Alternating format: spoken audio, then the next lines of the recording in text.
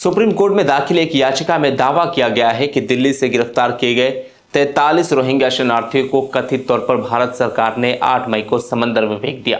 ये वही दिन की घटना का जिक्र किया गया है जब भारत के सॉलिसिटर जनरल ने सुप्रीम कोर्ट में भरोसा दिया कि किसी भी रोहिंग्या को कानून के मुताबिक ही देश से निकाला जाएगा। लेकिन याचिका में जो आरोप लगाए गए हैं वो दिल दहला देने वाले हैं। याचिका के मुताबिक इन रोहिंग्यों में महिलाएं, बच्चे, बुजुर्ग और बीमार लोग शामिल थे। कुछ कैंसर से पीड़ित थे तो कुछ नाबालिग थी। बताया गया है कि इनके आंखों पर पट्टी बांधकर हाथ पैर रस्सियों से जकड़कर नौसेना के जहाज में बैठाया गया और फिर म्यांमार के समुद्री सीमा के पास ले जाकर समंदर में उतार दिया गया। इस घटना ने न सिर्फ मानवाधिकार संगठनों को हिला दिया है बल्कि भारत की संवैधानिक छवि और इंसानियत के पैमाने को भी झकझोर कर रख दिया है।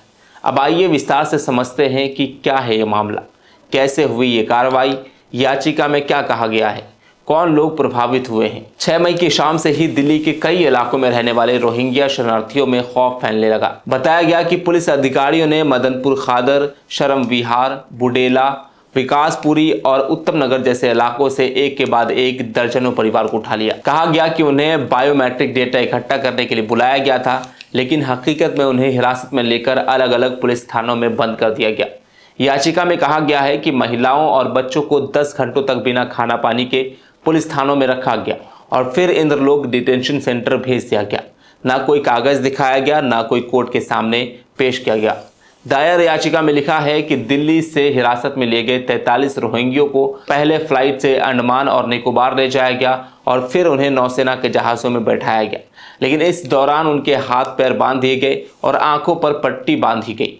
फिर एक दिन बिना बताए इन्हें म्यांमार की समुद्री सीमा के पास ले जाकर के लाइफ जैकेट देकर समंदर में कूदने को कहा गया। याचिका में बताया गया है कि इन 43 लोगों में 13 महिलाएं थी, जिनमें 3 नाबालिग लड़कियां शामिल थी, एक 66 साल का बुजुर्ग जो कैंसर से पीड़ित था, एक 15 साल का लड़का जो दिल्ली के एक स्कूल में पढ़ाई कर रहा था, 4 महिलाएं जो गंभीर बीमारियों से जूझ रही थी।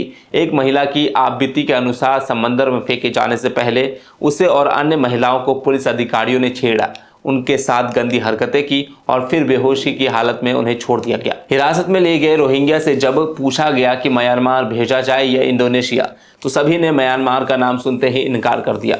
उन्होंने कहा कि हमें इंडोनेशिया भेज दो लेकिन म्यांमार मत भेजो। लेकिन याचिका के अनुसार अधिकारियों ने धोखा देकर कहा कि ठीक है, हम इंडोनेशिया भेज रहे हैं। फिर उनकी आंखों पर पट्टी बांधकर हाथ पैर बांधकर उन्हें समंदर में उतार दिया गया। जब वो तैरते तैरते किनारे पहुंचे तो उन्हें एहसास हुआ कि वो इंडोनेशिया नहीं म्यांमार में हैं और जहां उनकी मौत लगभग तय मानी जाती है। हालांकि असम के मुख्यमंत्री हेमंत बिस्वा शर्मा ने खुद खुलासा किया कि मटिया डिटेंशन सेंटर में जो विदेशी नागरिक रखे गए थे उनमें से रोहिंग्या समेत कई विदेशी लोगों को सीधे भारत बांग्लादेश बॉर्डर पार कराकर जो है बांग्लादेश भेज दिया गया। हेमंत शर्मा ने यह भी कहा कि ये कार्रवाई एक राज्य की कार्रवाई नहीं है बल्कि भारत सरकार का एक ऑर्गेनाइज्ड और कोऑर्डिनेटेड ऑपरेशन है। यानी देश भर के डिटेंशन सेंटर में जो अवैध विदेशी लोग पकड़े गए थे उन्हें धीरे धीरे बॉर्डर पार कराया जा रहा है। हेमंत शर्मा का दावा है कि अब मटिया डिटेंशन सेंटर लगभग खाली हो चुका है। अब वहां बस जो है 30 से 40 बंदी ही बचे हैं। दरअसल भारत ने 1951 के रिफ्यूजी कन्वेंशन या 1967 के प्रोटोकॉल पर दस्तखत नहीं किया, इसलिए सरकार रोहिंग्यों को अवैध घुसपैठिए मानती है। इसके चलते उन्हें फॉरेनर्स एक्ट 1946 के तहत गिरफ्तार कर डिटेंशन सेंटरों में रखा जाता है। लेकिन भारत संयुक्त राष्ट्र की कन्वेंशन अगेंस्ट टॉर्चर का हिस्सा है, जिसमें साफ लिखा है कि किसी भी इंसान को उस जगह नहीं भेजा जाएगा जहां उसकी जान को खतरा हो।